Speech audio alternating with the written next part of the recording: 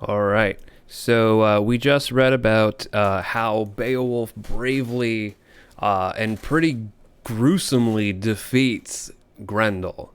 But wait, there's more, right? So this is one of the cool things about Beowulf. It kind of does this power escalation thing that a lot of modern adventures and epics do. And by the way, you're going to have a essay, I believe, at some point. At least if this is 2020, you may. In future classes, the assignments might be different, but understand that like that's something I want you to think about, right? Like, what are the traits of this story, and how do they relate to more modern stories and the things that we are kind of into? Like, for me, I find a lot of connections to things like Dragon Ball Z because that was sort of like the long epic story that was around when I was growing up. All right. So there is more, right? There is another monster that Beowulf has to face here. So some subtext here. Although one monster has died, another still lives. Uh-oh. That almost sounds like the, next time on Dragon Ball Z, right? So although one monster has died, another still lives. From her lair in a cold and murky lake, where she has been brooding over her loss, Grendel's mother emerges, bent on revenge. Now understand, nothing is more dangerous in the world than a mother protecting her children. Um, Nothing in the world is more dangerous than a mother protecting her children. I know this as a teacher. Nothing in the world is more dangerous than a mother protecting her children. Why did my kid get a bad grade? I have been on the other end of this, so it's true, but this is real life, and bears protect their young very fiercely. So we now have to face Grendel's mother. Why did you kill my baby? So what did she do, right? So it kind of jumps into this in the middle of it. So I gotta just get into character and do my poet thing here. So let's go. So she reached Heorot, where the Danes slept as though already dead. That's a very interesting line there. I think that's trying to say that they were sleeping very soundly, but it also is a very foreboding way to say that, right? Foreshadowing. Her visit ended their good fortune, reversed the bright vein of their luck. No female, and this is interesting here, maybe a little sexist, I don't know. Let's think about it. No female, no matter how fierce, could have come with a man's strength, fought with the power and courage men fight with, smashing their shining swords, their bloody hammer-forged blades onto boar-headed helmets, slashing and stabbing with the sharpest of points. Very interesting little thing. They're saying, oh, well, she's not as strong as Grendel. No female could be. But it sounds like she's still quite tough. She's still coming. She's still terrorizing these people. I always take that line with a grain of salt. But you guys, it's up to you to decide. The soldiers raised their shields and drew those gleaming swords, swung them above the piled-up benches, leaving their mail shirts and their helmets where they'd lain when the terror took hold of them. I think it's trying to suggest that they didn't have their armor on, and maybe that's why she was able to win. I don't know. To save her life, she moved still faster, took a single victim and fled from the hall, running to the moors, discovered, but her supper assured, sheltered in her dripping claws. She had taken Hrothgar's closest friend, the man he most loved of all men on earth. She'd killed a glorious soldier, cut a noble life short. So it is saying that Grendel's mother is coming, and she's not laying waste to the entire place the way Grendel did. She's not coming in and killing 30 men at a time, but she is coming in and she is kidnapping at least one at a time and bringing him back to her lair to feast upon him, right? And this time they took Hrothgar's best friend, or she took Hrothgar's best friend. And so now Hrothgar is probably pretty upset. No Geat could have stopped her. Beowulf and his band had been given better beds. Sleep had come to them in a different hall. So again, so where was Beowulf when this happened? Because that might be something the reader would ask. So Beowulf was in another building. They gave him like a really nice place to sleep. He wasn't in the mead hall. That's why she was able to get away with it, and Beowulf didn't stop her. Then all Herit burst into shouts. She had carried off Grendel's claw. Okay, so let me get to this in a sec. Sorrow had returned to Denmark. They had traded deaths, Danes and monsters, and no one had won. Both had lost. So why is it important that she takes Hrothgar's best friend, but she also takes Grendel's arm back with her?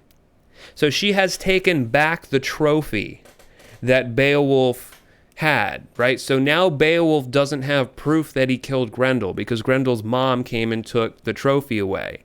So it's funny because you might realize, like if you think about this really hard, like I have the opportunity to do, because this is now like the fifth or sixth time I've read this.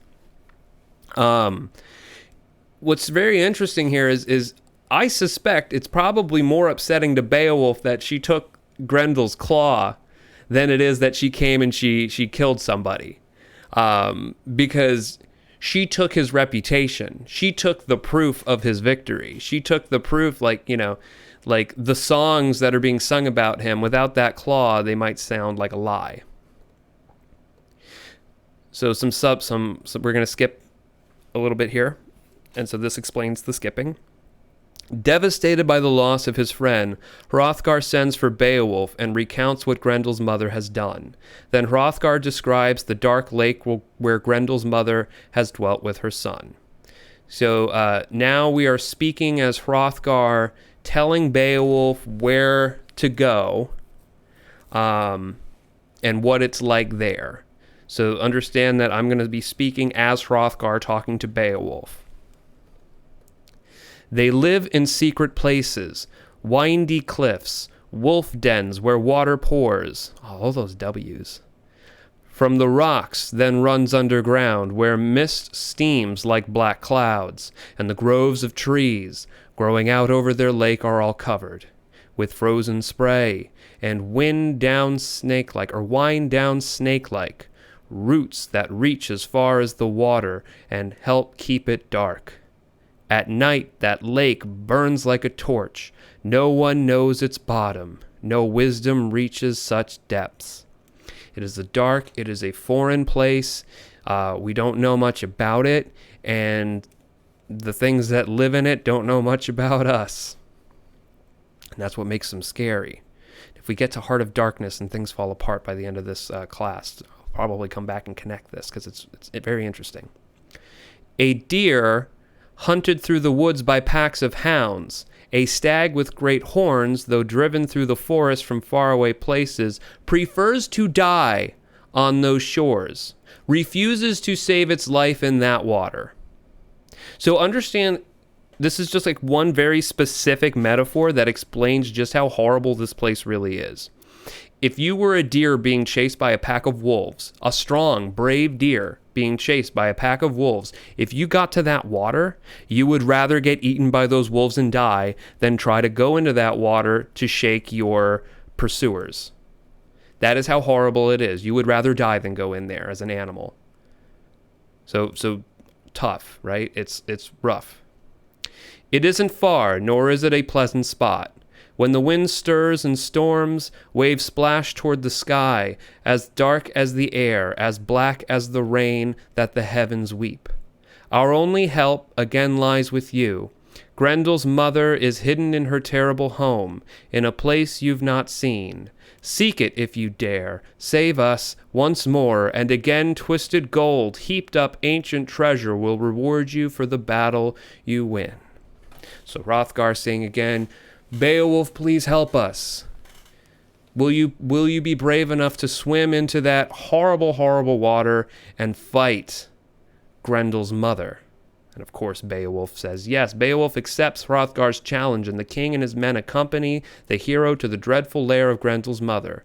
Fearlessly, Beowulf prepares to battle the terrible creature.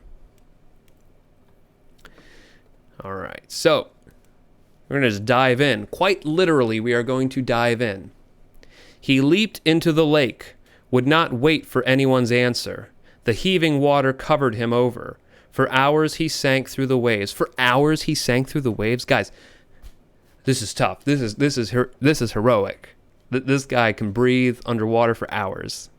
Like, this guy is tough. He is a superhero. He is epic.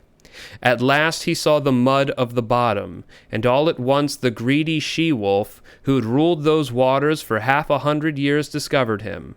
Greedy she-wolf, that's another kenning referring to Grendel's mother. So he sinks down to the bottom slowly for hours, lands on the muddy bottom, and sees Grendel's mother, and she sees him. Saw that a creature from above had come to explore the bottom of her wet world. She welcomed him in her claws. Right.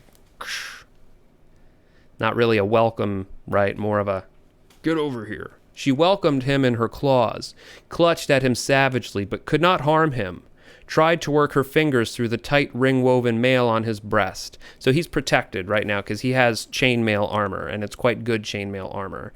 So in his previous battles and his journeys, the stuff from all before any of this ever happened, he got very, very good armor, and he is protected. But they are still going to have to wrestle and fight underwater, which is her domain, not his. So she has the advantage. She couldn't get through the ring-woven mail, but she tore and scratched in vain. But she does have him, right? Then she carried him, armor and sword and all, to her home. He struggled to free his weapon and failed. So he can't get to his sword because, again, he's underwater and this is her domain and he's wearing heavy armor. So, this makes sense. The fight brought other monsters swimming to see her catch. So now they have an audience, right? So they have in the first battle of Beowulf with Grendel, the humans are all watching the battle, what's going on. And now in this one, the sea beasts, the snakes and the serpents and the fish are coming to be what's going on with this battle. It's very important that when you do something epic in these stories that there is an audience, right? Because again, you're doing it for reputation and glory. So somebody has to have seen it. And that's sort of a thing that keeps happening in this. His mail shirt. No. The fight brought other monsters swimming to see her catch, a host of sea beasts who beat at his mail shirt. So the beasts are also getting in on the fight, stabbing with tusks and teeth as they followed along. Then he realized suddenly that she'd brought him into someone's battle hall, and there the water's heat could not hurt him. So this is a weird, interesting shift. And I've read this 5 or 6 times, and I always feel this is such the strangest shift in the world. Suddenly they're inside a building, suddenly they're inside a battle hall, and now he can start to fight her. It's such a strange shift, but it is what it is. You have to just use your imagination. Remember, it's a story, it's epic. There the water's heat could not hurt him, nor anything in the lake attack him through the building's high arching roof. A brilliant light burned all around him, the lake itself like a fiery flame. So now it's we got this holy energy metaphor.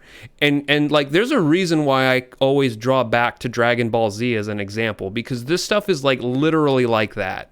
When Goku gets his ultimate power, right? He's surrounded by light. When heroes in these epic anime stories, our epic cartoon shows that we watch, our epic, Marvel series, when Superman gets really powerful, you can literally see the energy coming off of these people. And so we get this scene here with Beowulf, he is in this battle hall and there is light suddenly all around, and his light is illuminating the world, and it's there's this power now that he didn't have before. Then he saw the mighty water witch and swung his sword, his ringed marked blade, straight at her head. The iron sang its fierce song, sang Beowulf's strength, but her guest discovered that no sword could slice her evil skin, that hunting could not hurt her, was useless now when he needed it. So Beowulf has a legendary sword called hunting. This in his other stories and his other adventures, this sort of connects to it, because we don't get to read all of Beowulf because it's an absolutely huge epic story, and his deeds just go on and on and on and on and on, kind of like a series that has 12 seasons. This is an epic thing. So in this particular battle, his sword is useless because for the same reason that it was useless against Grendel. They wrestled. She ripped and tore and clawed at him, bit holes in his helmet, and that too failed him. For the first time in years of being worn to war, it would earn no glory. It was the last time anyone would wear it. So she breaks his helmet, right? His helmet's useless now. So now he's vulnerable, right? So now his head is exposed. But Beowulf longed only for fame, leaped back into battle. He doesn't mind that he's vulnerable. He tossed his sword aside. Angry, the steel-edged blade lay where he dropped it. If weapons were useless, he'd use his hands, the strength in his fingers. So again, when you have to fight the darkness, the evil, primitive, monster, you got to fight fire with fire here. He's going to fight her like she is fighting him, and he's going to learn how to fight like a monster in this moment. Like he already kind of knows how to, but that's how he beat Grendel. But that's one of the reasons why he's so strong, is because he knows a lot of different ways to fight. So fame comes to the men who mean to win it and care about nothing else. He raised his arms and seized her by the shoulder. Anger doubled his strength. He threw her to the floor.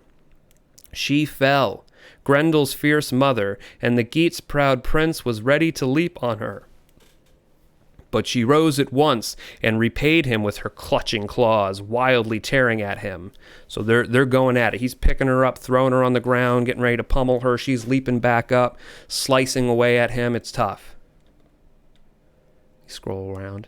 He was weary, that best and strongest of soldiers. His feet stumbled, and in an instant she had him down, held helpless, squatting with her weight on his stomach. She drew a dagger, brown with dried blood, and prepared to avenge her only son. So she's on him. But he was stretched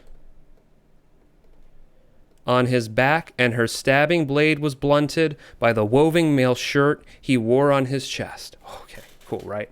So he still has his armor. She can't get through it.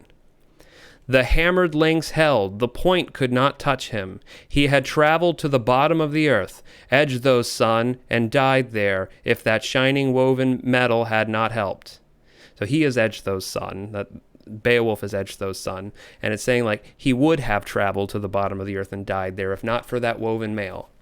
So, if you have read like the entire story of Beowulf, like this is like extra emotional to you because like you would remember like when he got that chainmail and you'd be like, oh my god, he got the chainmail and it's saving him right now.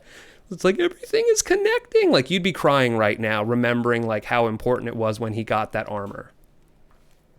And holy God, who sent him victory, gave judgment for truth and right, ruler of the heavens. Once Beowulf was back on his feet and fighting. Then he saw, hanging on the wall, a heavy sword, hammered by giants, strong and blessed with their magic, the best of all weapons, but so massive that no ordinary man could lift its carved and decorated length. Now remember, this is just briefly mentioned in the beginning. Beowulf has defeated giants before, right? And so he finds on the wall a giant's sword. And so, like, this is all connected, right? So remember, like, this is a part of the story that is, like, hinting back at other part of the stories that we haven't read yet. But if you had, like, this would be extra emotional to you because you'd be like, oh my God, he defeated the giants? And it's like, oh, now there's a giant sword. It's all connected. Right? And it is, right? So he's able to now use the giant's weapon because he has defeated giants before. And again, this is the theme that I keep trying to bring back to you that you need to understand about life and heroism in general. Like in life, you have to face challenges and you have to stand up to the bully and you have to like stand up to darkness and you have to be good when it's hard to be good. Because when you do, you get to take the power of the evil that you defeated and now you can use that power for good. And so this is like a literal demonstration of that because Beowulf has defeated giants before, the evil that was terrorizing his land and pushed them out. Because he has defeated giants, he can use the power of the giants. So here we go, he's going to do it. He drew it from its scabbard, broke the chain on its hilt, and then, savage, now angry and desperate, lifted it high over his head and struck with all the strength he had left. Caught her in the neck and cut it through, broke bones and all. So he's able to take the giant sword and behead Grendel's mother. Her body fell to the floor, lifeless. The sword was wet with her blood, and Beowulf rejoiced at the sight. The brilliant light shone suddenly, as though burning in that hall, and as bright as heaven's own candle lit the sky. So, like, not only does he just kill Grendel's mother, now he kills Grendel's mother, and like suddenly the light has just shone, you know. And this is like epic. Like, we see this in our animations and stuff. And you got to understand, like, that's not something that these storytellers made up. They're not original. Like, this goes all the way back to the Anglo-Saxons, these sort of tropes and this imagery.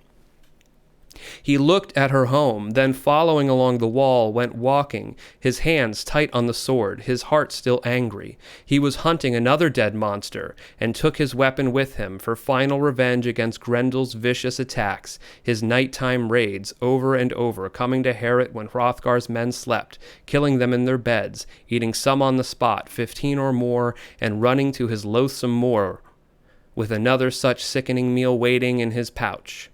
So basically, he's looking for Grendel to finish the job. Because remember, Grendel's mother took the trophy, so he needs another trophy from Grendel. But Beowulf repaid him for those visits, found him lying dead in his corner, armless, exactly as that fierce fighter had sent him out from Heorot, and then struck off his head with a single swift blow. The body jerked for the last time, then lay still. So now he has Grendel's mother's head, and he has Grendel's head. The wise old warriors who surrounded Hrothgar, like him, staring into the monster's lake, saw the waves surging and blood spurting through. They spoke about Beowulf, all the greybeards whispered together and said that hope was gone, that the hero had lost fame and his life at once and would never return to the living, come back as triumphant as he had left. Almost all agreed that Grendel's mighty mother, the she-wolf, had killed him. So understand, we have a shift in perspective here. Remember, there's always an audience with these battles. And so all of the Danes and the Hrothgar's people, they are all sort of like around the lake and the marsh where Beowulf has dived into, and they're kind of just up there talking with each other, and they're doubting that Beowulf has even survived because they haven't seen him in a while. Because remember, it took hours for him to sink down, so they've been like waiting there for hours, and they're just like, I'm pretty sure he drowned, I'm pretty sure he died, like there's no way he's gonna beat her down there.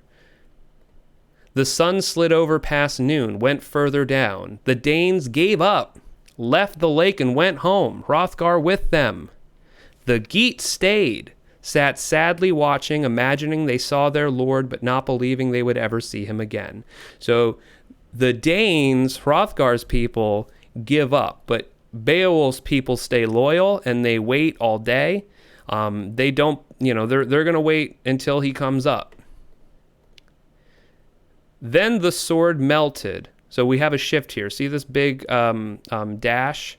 We're shifting back to Beowulf. We had a shift. We changed scenes. We're changing scenes again back to Beowulf. Then the sword melted, blood-soaked, dripping down like water, disappearing like ice when the world's eternal Lord loosens invisible fetters and unwinds icicles and frost as only he can, he who rules time and seasons, he who is truly God. So again, the Christian influence being in joke there, embedded there. But again, just saying that the sword melted like ice. The monster's hall was full of rich treasures, but all that Beowulf took was Grendel's head and the hilt of the giant's jeweled sword. The rest of that ring-marked blade had dissolved in Grendel's steaming blood, boiling even after his death. So he can't take the giant sword back with him because for some reason it melts and dissolves. But he is able to take his trophies. He's able to take the head of Grendel. And he has the hilt of the sword just to remind himself of this battle. And then the battle's only survivor, another kenning, referring back to Beowulf, then the battle's only survivor swam up and away from those silent corpses. The water was calm and clean, the whole huge lake peaceful once the demons who'd lived in it were dead. Then that noble protector... Sorry, having trouble with my mouse. Then that noble protector of all seamen swam to land, rejoicing in the heavy burdens he was bringing with him. Seamen here referring to those who travel the sea.